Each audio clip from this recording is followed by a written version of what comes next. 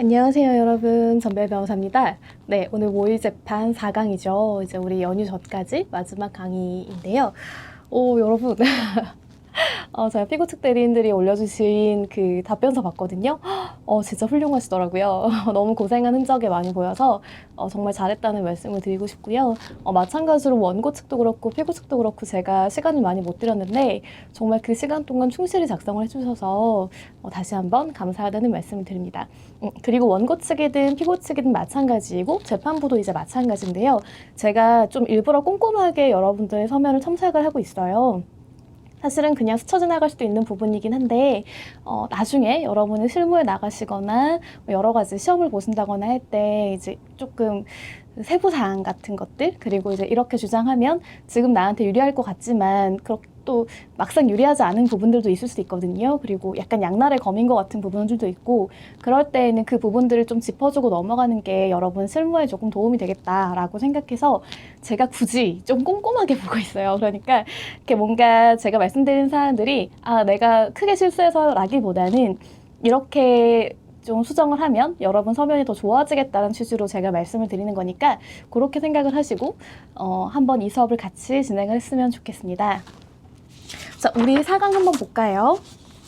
피고 측 쟁점을 보니까 굉장히 잘 정리를 하셨어요. 보시면 일단 항변을 이제 전체적으로 잘 목차를 잡아가지고 하셨거든요. 그래서 이렇게 서면을 보시면 목차가 되게 잘 돼 있는데 이 목차를 어떻게 잡느냐에 따라서 서면의 방향성이나 어떤 그 서면의 인상이 굉장히 달라지거든요. 그리고 이제 같은 내용이라도 내용은 같아요. 그런데 목차를 이렇게 상세하게 나눠가지고 얘기를 해주면 더 쟁점이 잘 보이는 부분이 있거든요. 굉장히 잘하셨어요. 그리고 한번 내용을 볼게요. 일단은 원고에 관한 주장이 있는데 그에 앞서서 어떤 것들을 본인들이 이제 인정하고 어떤 것들은 부인하느냐 이런 부분들을 굉장히 잘 정리하셨거든요. 그래서 매매계약 체결하고 소유권 이전 등기 격려 사실 외에는 원고의 주장을 모두 부인합니다 라고 해서 명확하게 어떤 부분들이 정리가 되고 어떤 부분들은 내가 부인할 거다라는 것들을 재판장에게 먼저 알려주는 그런 것들이 작성이 되어 있고요. 그 다음에 두 번째가 기망으로 인한 매매계약의 취소라고 나오죠. 그러니까 왜냐하면 원고가 기망에 관한 것들 주장을 했으니까 당연히 그것에 관한 반박이 드러나야겠죠. 보시면 기망의 고의가 존재하지 않는다라고 하면서 왜냐하면 이 그 근로자들이라든지 피고가 했던 그 영업의 활동은 통상적인 영업 활동의 일환이고 정확한 정보를 전달한 거다라고 명시하고 있죠. 그리고 기망행위가 성립하지 않는다라고 주장을 했어요. 그러니까 항변을 하신 거죠. 이게 왜냐하면 신의 측상 고지 의무를 이행을 했고요. 그리고 통상적인 부동산의 영업 자료일 뿐이고 자기들이 추가로 만든 어떤 기망을 위한 자료는 아니었다라는 거예요. 그리고 부동산 개발 계획 및 지가 상승 심리를 이용한 영업 활동은 일반적인 것이기 때문에 이것은 기망성이 없다라고 주장하신 거죠. 그리고 또 큰 틀의 두 번째 우리 주장 내용이 뭐였어요? 그때 왜 동기예차고 우리가 얘기했었잖아요. 그 부분도 반박을 하셨거든요. 착오에 의한 취소인데 착오가 일단 존재하지 않는다라는 거예요. 왜냐하면 개발 사업이 실현되지 않은 것은 기대가 이루어지지 않은 것에 불과하다라고 본 것이고요. 그리고 원고는 매매 계약의 동기를 표시한 바 없다라고 주장하고 계세요. 원고는 또 중과실이 있다. 왜냐하면 이 개발 계획이나 이런 것들, 그러니까 뭔가 투자를 하는데 토지에 관한 정보를 정확히 판단하지 않았다, 알아보지 않았다라는 것이고 이것은 굉장한 중대한 과실이다라고 주장을 하신 거죠. 그 외에는 불법행위나 이제 원고가 주장했던 사용자 책임이라든지 위자료 청구가 있는데 이것들 역시 불법행위가 없으니까 즉 기망이라든지 어떤 이런 것들을 이용하거나 유발된 동기예차고라거나 이런 게 없고 불법한 행위를 한 사실이 없기 때문에 본인들은 이런 부분도 인정할 수 없다라고 잘 정리를 하셨어요. 자, 구체적인 거 같이 한번 볼게요.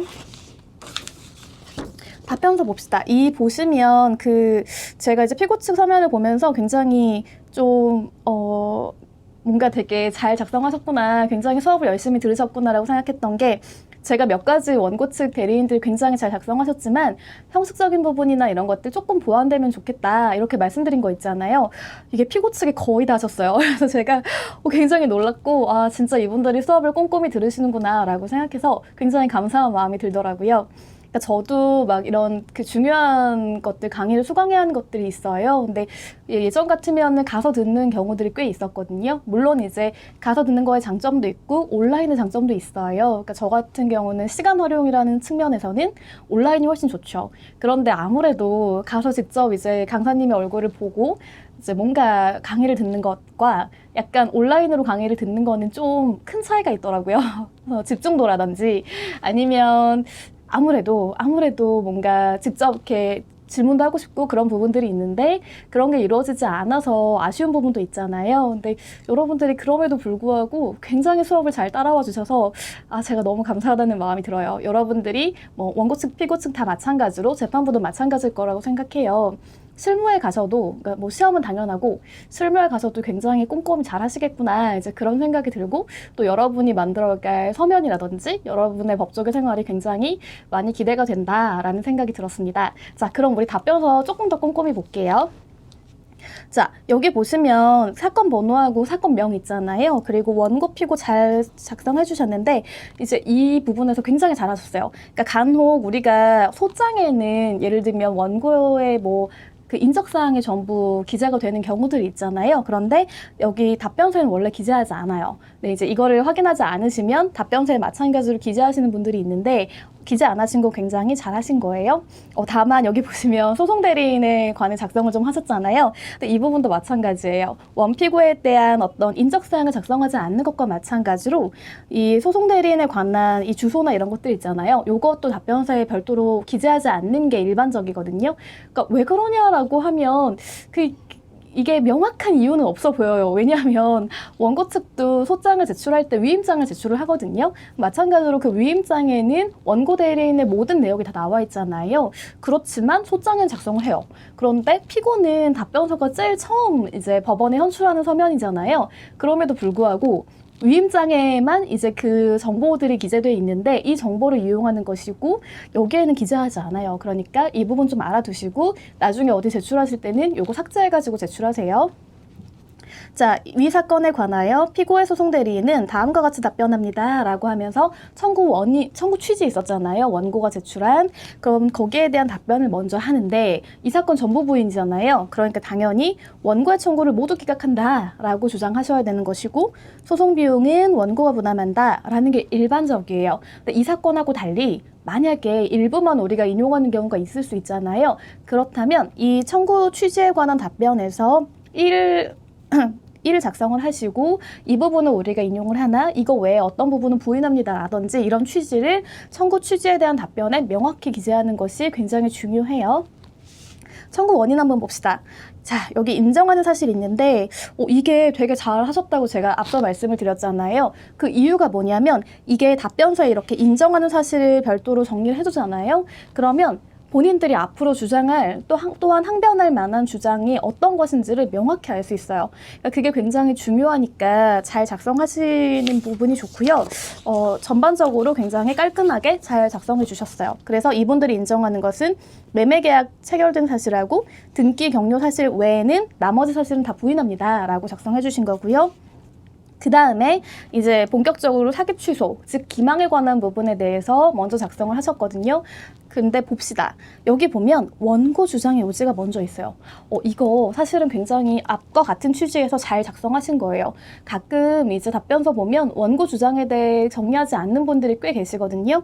그런데 답변서는 사실은 상대방의 주장을 내가 반박하는 거잖아요. 그렇다면 이게 또 상대방이 같은 흐름에서 주장을 하는 경우도 있지만 이렇게 기망, 그 다음에 착오, 뭐 불법행위, 그 다음에 사용자 책임 이렇게 나뉘는 경우들이 있단 말이에요. 그러면 당연하게 앞쪽에 주장도 다를 거잖아요. 그러니까 간략하게 예를 들면 기망인데 어떤 기망을 주장했는지 그러니까 피고가 어떤 행위를 했길래 원고가 기망이라고 주장하는 것인지에 대해서 간략하게 작성해주면 이 부분에 대해 조금 어떠한 논쟁이 있겠구나, 반박이 있겠구나라고 예상을 하면서 읽어 내려갈 수 있는 거죠. 봅시다. 원고는 피고가 자기의 피용자인 소의 피를 통해 이 사건 토지의 급격한 지가 상승이 예상된다 라고 기망했다는 거예요. 그래서 이 매매계약을 취소해야 한다라고 주장을 하나 원고의 주장은 다음과 같은 이유로 부당합니다. 그러니까 이게 되게 전형적으로 작성하는 문장이거든요. 잘 작성하셨어요. 나번 볼게요. 피고의 기망의 고의 부존재. 그러니까 우리가 여러 가지 요건 사실이 있잖아요. 그 중에서 여기에 기망의 고의가 없다라는 취지인 거죠. 보시면 이 사업으로 인해서 전체적인 지가 상승을 기대했기 때문에 매수를 했다. 피고는, 그러니까 피고가 먼저 어떻게 된 거냐면 이 사건 토지 아시죠? 원래 다른 사람 명의였던 것을 피고가 먼저 매수를 한 거죠. 그리고 이제 분할을 하든 해가지고 피고가 원고에게 매도를 하게 된 거죠. 그러니까 이렇게 된 거잖아요. 그러니까 피고가 먼저 매수를 할 때에는 지가 상승이나 개발 계획 이런 것들을 기대하면서 매수를 했다는 거예요. 자, 을, 제후, 구호증, 시의 진술서. 자, 이런 식으로 입증에 관한 부분들을 꼭 제가 작성해야 된다고 말씀드렸는데 굉장히 잘 작성하셨어요. 피고가 부동산 개발, 중개, 매매 및 분양업을 주된 목적으로 하는 법인임에 비추어 볼 때 원고 역시 이런 차익 실현을 목적으로 매매계약 체결했음을 알 수 있다라는 것이고요. 그리고 이 사건 매매계약 체결은 영업활동, 그러니까 통상적인 영업활동일 뿐이다. 그렇기 때문에 적법한 어떤 영업의 그런 의사 말고는 기망의 고의는 없다라는 취지인 거예요. 근데 굉장히 전반적으로 잘 작성하셨어요. 여러분 제가 작성한 박스 한번 같이 볼까요? 이게 사실은 일반적으로 그냥 한번 읽을 때에는 그렇지 하고 마치 피고에게만 전적으로 유리한 주장인 것처럼 넘어갈 수가 있어요. 또 사실 이건 약간의 양날의 검이 될 수 있는 주장일 수도 있거든요. 왜냐하면 투자 개념으로 매도했다라고 한다면 우리 뭐라고 했어요? 원고가 동기예차고 얘기했잖아요. 근데 이 동기예차고하고 관련해서 약간 추가적인 논쟁이 있을 수가 있어요. 왜냐하면 분명히 투자 개념이라고 하면 이 토지가 개발될 거라고 기대를 하고 매수를 했을 거잖아요. 그리고 피고도 원고에게 그런 것들, 그러니까 그 투자에 관한 계획이 있다든지 아니면은 뭔가 여러 가지가 이루어지고 있다든지 아니면 조만간 어떤 것들이 이루어질 거라든지 이런 것들을 얘기했을 거라는 예상을 할 수가 있잖아요. 그러니까 이런 부분들이 약간 동기예차고와 관련돼서 추후에 분쟁이 발생할 수 있는 부분이에요. 그러니까 이런 부분에 대해서는 조금 조심할 필요가 있어요. 왜냐하면 실제로 녹취록에도 이 관련된 내용이 있거든요. 그러니까 투자한 건 맞다. 그런데 피고가 그렇게 나한테 설명을 했기 때문에 내가 이런 부분에 대해서 매수를 의도하게 된 거다라는 부분이 있어요. 그리고 또 추가적으로 여러 가지 정황을 봤을 때 만약에 이 원고가 투자 계획이 전혀 없던 사람이었거든요. 투자하기까지는 피고의 어떤 행위가 있었을 거잖아요. 그럴 때 어떻게 될 것인가, 그러니까 정말 유발된 동기의 착오일 것인가, 기망일 것인가에 대해서 또 문제가 될 수 있으니 이런 그 용어 같은 부분들 있잖아요. 그러니까 조금 주의해서 작성할 필요는 있어요. 사실은 여기서는 뭐 이것도 아주 나쁜 건 아니에요. 왜냐하면 우리의 어떤 영업 활동이 기망이 아니다라는 취지로 얘기를 할 거니까. 그런데 조금 더 좋은 것이라면, 조금 더 좋은 항변이나 그런 부분들이 있다면 사실은 투자라기보다는 그냥 통상적인 영업 활동이다. 이 부분에 더 집중하는 것이 오히려 약간의 리스크를 줄일 수 있는 부분이에요. 자, 그 다음에 기획부동산의 매도인은 매수자로 하여금 조바심을 내게 하고 이에 따라 물건을 보여주지 않은 채 매수 계약을 체결하는 것이 일반적입니다. 라고 주장하고 계시잖아요. 그렇다면 이것의 근거를 제시를 하셔야죠. 그러니까 기획부동산이 정말로 일반적으로 이렇게 하는 것인지 아니면 불법적인 형태의 기획부동산이 이렇게 하는 것인지 그리고 이렇게 주장하는 피고의 근거는 무엇인지에 대해서 판결문이라든지 아니면 기사 같은 것도 괜찮아요. 그래서 실제로 처벌받았다든지 아니면 기망으로 손해배상 청구를 당해서 손해배상을 한 그런 부동산들이 있을 거잖아요. 그런 것들에 대한 명확한 근거를 같이 제시하시는 것이 훨씬 더 좋겠죠. 자, 그 다음에 매매계약 체결 과정에서 피용자가 그 토지를 여러 차례에 걸쳐 답사를 한 거죠. 그리고 이렇게 개발 제한 구역과 관련된 정확한 정보를 전달하기까지 했다라는 거죠. 그러니까 근데 이런 부분들 굉장히 잘 뭔가 작성하시려고 노력하신 게 보여요. 그리고 여기 괄호 안에도 호칭 제시하셨잖아요. 근데 이거 오타로 보이긴 하거든요. 왜냐하면 제 10호증의 1이지만 토지 매매 계약서 소재지 가다시1이라는 거 보니까 이 계약서가 1호증이에요. 사실 10호증이 아니고 10호증은 피의자 신문조서예요. 완전히 다르죠. 그러니까 저는 이 사건을 알고 있기 때문에 이거 오타구나 라고 이해할 수가 있어요. 재판장님도 사실은 처음에 10호증을 딱 봤는데 이게 아니면 토지 매매 계약서가 뭐지 해서 1호증을 찾을 수는 있어요. 그렇지만 사실은 이게 별거 아닌 오타일 것 같지만 굉장히 나중에 재판장님들은 사건이 너무 많기 때문에 이것들을 볼 때 뭔가 중요한 증거가 맞지 않으면 좀 혼란스러울 수가 있잖아요. 그러니까 이런 거 꼼꼼히 체크하셔가지고 실제로 제출하기 전에 이 내가 주장하고자 하는, 내가 제시하고자 하는 이 증거하고 서면에 제시된 이것들이 그 일치하는지를 반드시 확인하시고 제출하시면 좋겠어요. 자, 그 다음 장 볼까요? 답원. 피고의 기망행위의 불성립이고요. 괄호 1번. 피고는 이 사건 매매계약에 관한 신의 측상 고지 의무를 이행했습니다. 자, 이 부분도 너무 잘하셨어요. 제가 먼저 가급적이면 법리나 판례를 제시해달라고 했잖아요. 근데 이 부분에 있어서 그 대법원에 관한 판례를 좀 제시를 하셨거든요. 같이 보면 거래 상대방이 일정한 사정에 관한 고지를 받았더라면 그 거래를 하지 않았을 것이 경험칙상 명백한 경우에는 신의 성실의 원칙상 사전에 고지할 의무가 있다라는 대법원 판례, 그리고 이 경우 매도인의 불고지가 사기죄의 구성 요건인 기망에 해당한다. 그러니까 두 가지 판례를 굉장히 적절하게 잘 제시하셨어요. 그리고 이 사건 매매계약 체결 과정에서 피고의 피용자인 F는 원고와 이 사건 토지를 답사하면서 대상 토지에 대해 풀릴 것인지 모른다라고 설명했다는 거죠. 그러니까 명확하게 뭐 개발계획도 완전히 풀릴 거다 라는 것보다는 자신은 설명을 할 때 이게 풀릴지도 몰라 이런 식으로 얘기했다라는 거죠. 그러면서 이제 피의자 신문조서를 제시하셨거든요. 굉장히 잘하신 거예요. 여기서 제가 팁을 좀 드리려고 해요. 실무상 팁인데요.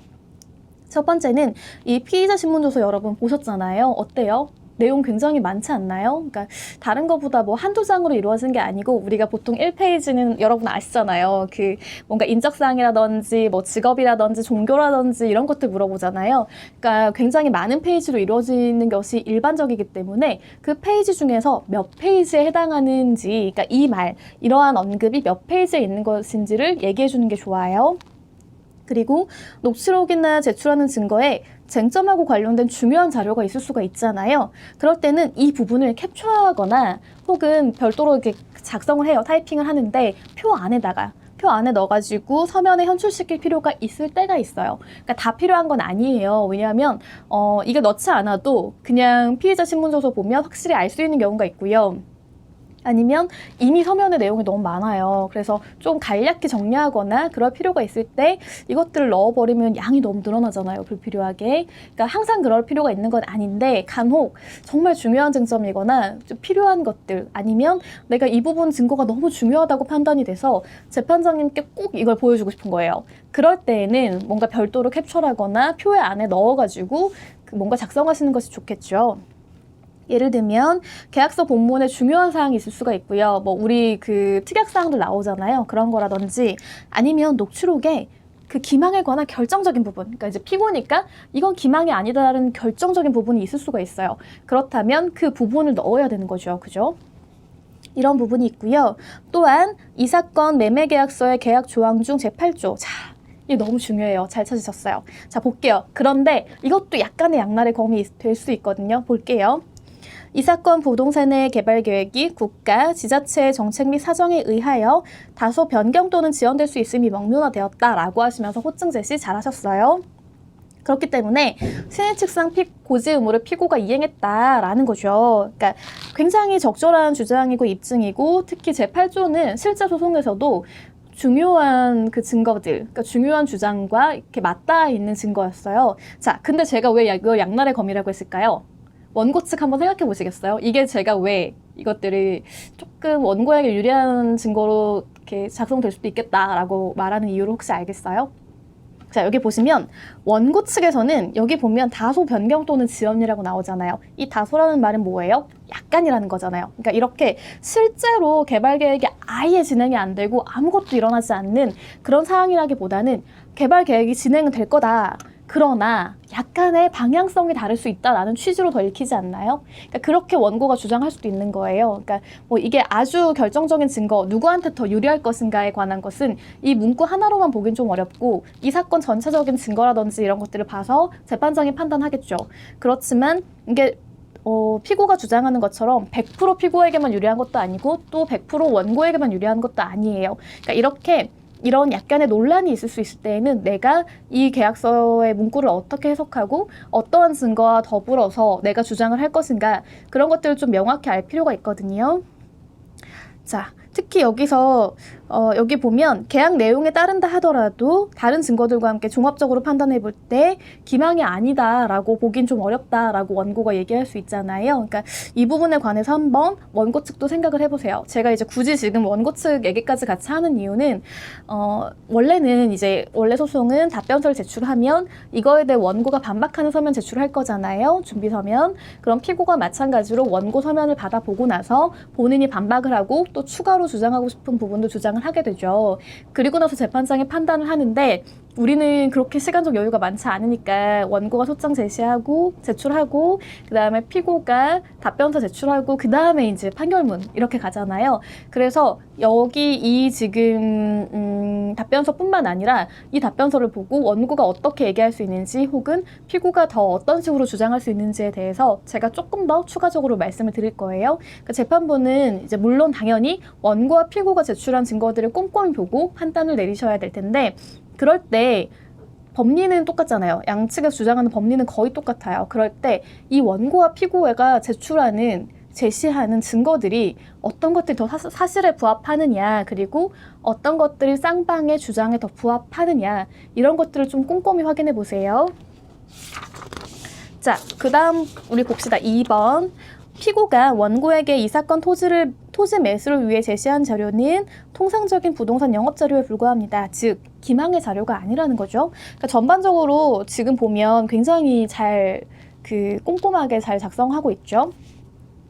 원고는 피고가 이 사건 토지와 관련된 자료들을 제시하며 원고를 기망했다고 주장하지만 이 제시하는 자료들은 사실은 피고가 제시한 자료들이 아니고요. 뭔가 그러니까 피고가 작성한 게 아니고 어떤 개발 계획에 관한 공적인 서류 혹은 기사 이런 거였어요. 그렇기 때문에 원고도 쉽게 얻을 수 있는 자료에 불과하다라면서 명확하게 이제 제시해 주셨죠. 어떤 거다라고. 자, 이럴 때 원칙적으로는 이게 굉장히 맞는 타당한 주장처럼 보이죠. 여기에 대해 원고는 뭐라고 반박할 수 있을까요? 보시면 이 사건 토지에 관한 내용이 아니라 사실은 피고가 제출했던, 그러니까 원고에게 보여줬던 이런 자료들은 사실은 뭔가 이 사건 주변부에 관한 것이었어요. 그러니까 이 사건 토지에 관한 내용은 아니었단 말이에요. 그렇다면 원고는 이 주변부에 있는 개발 계획을 마치 이 사건 토지에 관한 뭔가 개발 계획이 있는 것처럼 기망했다라고 주장할 수 있겠죠. 그러니까 같은 증거지만 양측의 주장이 다를 수도 있는 거예요. 자, 그 다음에 볼까요? 게다가 이런 설치하고 이 지역의 개발 등은 소액 F죠. 그러니까 그 피고의 근로자가 원고에게 설명한 개발 계획들의 일부이고요. 이게 실제로 진행이 됐다라는 거죠.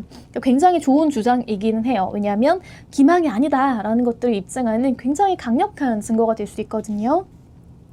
그리고 여기 보시면 국가기관, 지방자치단체 및 각 개발 주체들의 사정에 따라 사업의 취소, 변경, 지연될 수 있음을 고지한 점에 비추어 보면 피고의 행위는 기망이 아닙니다. 그러니까 이거는 지금 보면 계약서에 따라서 이렇게 주장하시는 걸로 보여요. 그런데 그렇다면 약간 맹점이 있어요. 계약서에 아까 뭐라고 돼 있었어요? 다소간의 변경이나 지연이라고 얘기하고 있지 취소라고 얘기하고 있지 않아요. 두 가지 사실에 조금 걸리는 부분이거든요. 뭐냐면 계약서에 취소라는 말이 일단 없어요. 그러니까 만약에 취소라는 말을 했다라는 점을 여기 작성하고 싶으시다면 굉장히 중요한 거니까. 왜냐하면 심지어 개발이 변경되거나 지연되는 것뿐만 아니라 내가 취소될 수도 있다라는 것같긴 했다라고 하면 관련 증거로 입증을 하셔야겠죠. 그러니까 그 부분에 대해서 증거가 없어요, 사실은. 그러니까 입증하지 못하신 거고, 그렇다면 이 부분은 사실은 삭제하는 게 더 나아요. 왜 더 낫냐면 두 번째 이유 때문에 그래요. 이게 취소될 수 있다는 말을 했다면 사실 우리가 그렇잖아요. 더더군다나 지금 피고는 원고가 이 사건 부동산을 뭔가 투자할 목적으로 샀다라고 주장을 하고 있어요. 그런데 개발 계획이 이루어질 수도 있지만 심지어 변경 정도가 아니라 그냥 취소가 될 수 있다고 얘기했다는 거예요. 그러면 원고는 원래 이 사건 부동산 살 사람이 아니었거든요. 그러니까 그런 것들이 이제 증거에 나오거든요. 근데 취소될 수도 있는 이 사건 부동산을 그렇게 시가보다 현저히 고가에 살 이유는 없잖아요. 그러니까 오히려 이런 주장들이 약간 거래 관행과 좀 배치되면서 주장의 신빙성에 대해 한 번쯤 물음표를 가질 수 있는 그런 부분이에요. 그러니까 이 부분도 조금 신중하게 한번 생각을 해보세요. 그래서 뭔가 작성을 할 때 가급적이면 증거에 있는 내용 그대로 작성하는 것이 좋고 약간의 논란의 여지가 있을 것 같으면 그 부분은 그냥 작성 안 하시는 것도 방법이에요. 3번 봅시다. 부동산 개발 계획 및 지가 상승 심리를 이용한 영업활동은 기망성이 없습니다. 왜 그러냐면 이라고 주장을 하시면서 대법원이 선고했던 판결의 내용을 작성하셨죠. 굉장히 적절해요. 자, 이것과 거의 유사한 판례 한번 제가 가져왔는데 볼게요. 2010도 7298 판결인데요. 그 선전이나 광고에 있어 다소의 과장이나 허위가 수반되었다고 하더라도 일반 상거래에 관행하고 신의 측에 비추어 시인될 수 있는 정도의 것이라면 기망이라고 할 수 없다. 뭐 이렇게 얘기하시고, 그다음에 거래에 있어 중요한 사항에 관한 구체적 사실을 신의 성실의 의무에 비추어 비난받을 정도의 방법으로 허위로 고지해야만 비로소 허위나 과장 권고에 해당한다라고 주장하고 있잖아요. 그러니까 법원이 판단 기준을 제시를 하고 있어요. 그러면서 이 사건 사실관계가 나오는데 뭐냐면 기획부동산 업자인 피고인들이 도시계획시설 사업으로 수용되는 철거주택의 입주권을 받게 해줄 의사나 능력이 없다라는 거예요. 그런데도 구청 공무원들에게 이미 작업을 해놓아 입주권이 나올 것이 확실하다 라는 취지로 기망해서 이것들을 매매 대금을 편취했다라는 내용으로 이제 소가 제기가 됐는데, 사실 이런 것들은 객관적 사실에 부합한다거나 기망행위라고 보기 어렵다라는 취지로 법원이 판단한 사례예요. 그 판단 근거에 대해서도 이렇게 나왔으니까 이 사건, 특히 피고의 주장이 굉장히 적절한 주장이겠죠. 그 다음 볼까요?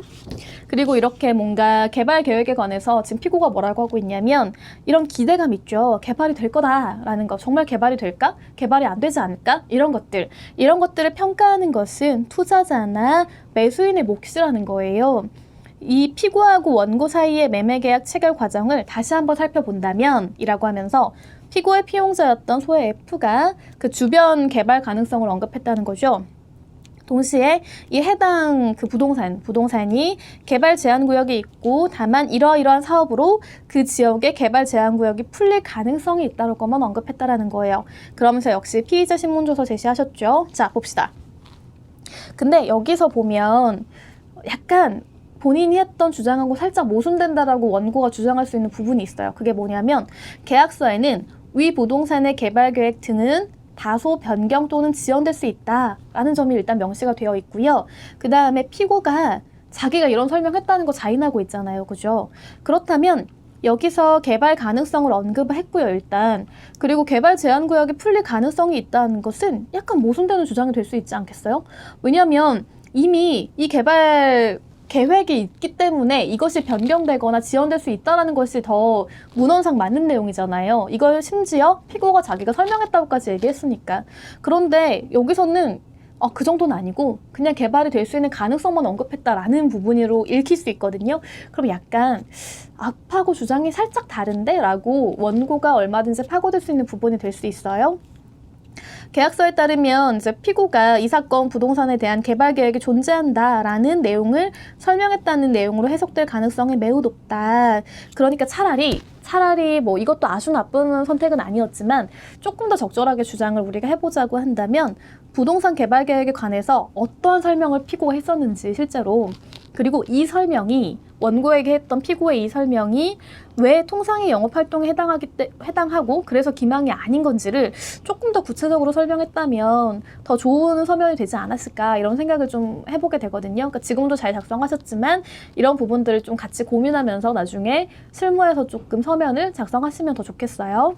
정리하고자 하는 부분들을 굉장히 잘 정리하셨고요. 다만 이제 이런 부분이 있어요. 앞부분 문단은 굉장히 잘 하셨어요. 근데 뒷부분 문단이 조금 아쉽긴 해요. 왜 그런지 볼게요. 가사 소의 F의 기망행위가 인정된다 하더라도 이 사건 매매계약 과정상 영업활동의 상수로한 바와 같이 부동산 매매 법인의 통상적 영업활동을 벗어나지 않은 바라고 하면서 이제 이거 해당 안 된다라고 주장하시잖아요. 그런데 이 말 자체가 약간 애매한 감이 있어요. 왜냐하면 F의 기망행위가 인정되는 순간 기망이잖아요. 기망. 그러면 이 부동산의 통상적인 영업활동이라는 거예요. 좀 이상하지 않나요? 그러니까 통상적인 영업활동이라면 기망이 아니어야 되잖아요. 그러니까 뭔가 좀 애매한 부분이 있는 거예요. 이 주장 자체가. 그래서 차라리 그렇게 하지 말고 이 부분을 차라리 삭제를 하고 피고의 책임을 면하기 위해서는 피고의 면책 사유를 더욱 면밀하게 이제 주장을 한다거나 이 부분을 만약에 주장을 하고 싶으시다면, 근데 그게 어렵거든요. 왜냐하면 회사가 일단 근로자는 불법 행위가 돼요. 그렇다면 회사가 이 근로자의 불법 행위를 몰랐다, 사용자 책임 면하고 싶으면 굉장히 정교하게 주장을 해야 되는데 여기에는 그런 주장이 없어요. 일단 그렇기 때문에 인용되지 않을 확률이 굉장히 높거든요. 그러니까 불법 행위가 인정된다면, 그러니까 이렇게 위험한 것들을 주장하기보다는 차라리 기망행위에 해당하지 않기 때문에 제110조 제2항의 규정도 적용되지 않는다, 이런 취지로 간략히 마무리하는 것이 조금 더 바람직한 서면이 될 것 같다는 생각이 들어요. 그러니까 이 부분도 좀 고려해 보세요. 자, 3번. 이 사건 매매계약 착오 취소 주장. 자, 큰 틀의 두 번째 주장인 거죠. 마찬가지로 원고 주장의 요지를 굉장히 잘 정리하셨어요. 자, 나번 봅시다. 원고에게는 이 사건 매매계약에 대한 착오가 존재하지 않습니다 라고 하시면서 대법원에 관한 판결 두 가지를 이제 가져오셨잖아요. 이 판결 굉장히 중요한 판례이거든요. 제가 옆에다가 그래서 두 가지에 관한 사실관계라든지 내용을 같이 가져왔거든요. 어떤 판례인지 우리 같이 볼게요. 7일-2193 판결 먼저 제시하셨잖아요. 이것은 뭐냐면 의사표시에 착오가 있다고 하려면 법률행위를 할 당시에 실제로 없는 사실을 있는 사실 또는 실제로 있는 사실을 없는 것으로 잘못 생각하듯이 표의자의 인식과 대조사실과 어긋나는 것, 이 경우라야만 할 거래요. 그렇기 때문에 판결 선고 전에 이미 선고 결과를 예상하고 법률행위를 한 거죠. 그런데 실제로 선고된 판결이 그 예상과 다르다고 하더라도 이 표의자의 심리 상태의 인식과 대조사실의 불일치가 있다고 할 수 없다는 거예요. 그러니까 즉 착오가 아니라는 거죠. 그러니까 뭔가 본인에게 이런 정도, 그러니까 본인의 생각에 있는 정도로만은 착오가 될 수 없고요. 실제로 없는 사실을 있는 사실로 이런 식으로 오인한 정도가 필요하다라는 게 이 7일-2193 판결이었고요. 그 다음에 대법원 2012-65317 판결은 뭐였냐면 법리는 같아요. 법리는 같고 이제 주식회사가 퇴직 근로자에게 체불임금이 있을 거예요. 체불임금의 한 50% 정도를 포기를 하면 회사가 정상화된 이후에 재고용이 이루어지도록 노력하겠다라고 얘기한 거죠. 그러니까 이 회사가 굉장히 어려웠던 거예요. 그래서 뭔가 경영 상태라든지 여러 가지 것들이 문제가 생겨서 몇몇 근로자들이 이제 나가게 된 거죠. 그럴 때 사실은 회사가 어렵다 보니까 체불임금이 있어요. 근데 이 체불임금에 관해서 이제 진정을 제기하거나 하면은 대표이사가 형사처벌을 받는 경우들이 있거든요. 그러니까 이런 부분도 있고 민사적으로도 너무 큰 부담이 되는 거예요. 퇴직금도 뭐 어마어마할 수 있으니까 한두 분이 아니라고 하면. 그래서 이렇게 얘기를 했어요. 뭐 대표이사든 인사팀이든 누가 와가지고 정말 미안한데 이게 지금 회사 사정 때문에 우리가 도무지 당신에게 이런 나머지 급여를 전부 지급하기가 좀 어렵다. 근데 당신이 정말 어렵겠지만 이 체불임금의 50% 정도만 받고 나머지를 포기해주면 우리가 나중에 재고용할 수 있도록 정말 노력하겠다라고 얘기한 거예요. 근데 이제 이분은 당장 임금 받는 것도 너무 중요하지만 이 회사가 향후에 이제 본인을 재고용해가지고 정년까지 꾸준하게 일할 수 있도록 하는 게 더 간절할 수 있어요. 왜냐하면 뭐 체불임금도 굉장히 큰 돈이겠죠. 그런데 실제로 몇 개월간의 임금하고 퇴직금을 받고 이런 부분보다는 내가 안정적으로 계속해서 일할 수 있다는 게 더 중요할 수 있거든요. 특히나 뭐 지금 코로나 때문에 굉장히 어려운 사정, 아니면 예전에 어떤 외환위기나 이런 것 때문에 고용이 어려운 사정들이 있을 때에는 안정적인 회사가 있다는 것만으로도 굉장히 위로가 되는 큰 힘이 될 수 있는 부분이거든요. 그래서 아 좋다, 그러면 내가 이것들을 포기하겠다라고 이제 사인을 하신 거예요. 그리고 이 을은 재고용이 될 것으로 생각하고 이제 합의를 다 했어요. 근데 나중에 회사가 을을 재고용하지 않은 거예요. 그럴 때 이것들도 마찬가지예요. 그러니까 이게 뭔가 미필적 인식에 기초한 재고용의 기대가 이루어지지 아니한 것에 불과하다라는 거예요. 그러니까 뭔가 착오가 아니라는 거죠. 그래서 사실관계는 좀 안타깝긴 하지만 우리는 알고 있잖아요. 이 노력한다라는 의미가 뭔지 알잖아요. 법률적으로. 그러니까 이런 노력한다라는 취지였고 확정적인 어떤 의사가 아니었기 때문에 이분에 대해서도 착오가 인정이 안 됐던 부분이에요. 그러니까 이런 사실관계들을 같이 확인하면서 이런 사실관계에 기한 법리가 우리 사례에도 적용될 수 있을 것인가 같이 살펴보는 것은 매우 중요해요. 4번 봅시다. 원고는 이 사건 매매 계약의 동기를 표시한 바 없습니다. 라고 하시면서 마찬가지로 우리 그때 봤던 중요 부분 착오에 관한 거, 동계 착오에 관한 부분들을 작성을 하셨어요. 그리고 표시한 바 없기 때문에 이 취소는 안 된다라는 취지였고요. 라번이 중요해요. 라번이. 원고에게는 이 사건 토지에 대한 정보 습득을 테마니 한 중과실이 있습니다. 라고 주장하는 거죠. 이게 굉장히 핵심적인 부분 중에 하나예요. 그러니까 동기가 표시되었는지 여부는요, 사실은 어떤 그 증거라든지 경우에 따라 약간 달리 판단될 수 있는 부분이에요. 그래서 뭔가 같은 증거지만 여러 가지 정황을 볼 때 동기가 표시되었다라고 볼 수도 있고 표시되지 않았다라고 볼 수도 있어요. 물론 법리도 마찬가지겠죠. 법리까지 같이 보면서. 그런데 이제 이 과실이 중과실인지 여부는 사실은 굉장히 경우에 따라 달리 판단될 수 있지만 원고나 피고의 이런 주장에 관한, 그러니까 입증인 거죠. 입증에 관한 굉장히 중요한 사실일 수 있잖아요. 왜냐하면 실제로 원고에게 과실이 존재하기는 해요. 그러니까 이 사건 부동산을 매수를 할 때 본인이 먼저 확인을 해봤어야 돼요. 정말로 개발 계획이 있느냐 이런 것들은 사실은 굉장히 손쉽게 알 수 있었거든요. 뭔가 보면 인터넷으로 관련 내용을 상세하게 확인할 수 있거든요. 그런데 이런 부분들에 대해서도 확인을 하지 않았던 부분이 있는 거죠. 그러니까 좀 문제가 있었던 부분인 거예요. 볼게요. 가사, 원고에게 이 사건 매매계약 체결 과정상 동계 착오가 인정이 되고 그 동기가 표현되었다고 하더라도 원고는 착오 취소를 위한 요건을 갖추지 못했습니다. 라고 먼저 항변하시면서 이 판결문에 대해서 법리를 설치하셨죠. 실제 재판에서요, 원고에게 중과실이 있었는지가 굉장히 중요하게 다퉈진 부분이었거든요. 법리 같이 한번 볼게요.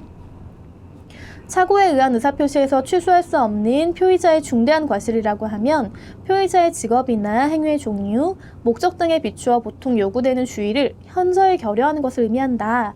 맞죠? 그죠? 법리 잘 제시하셨죠?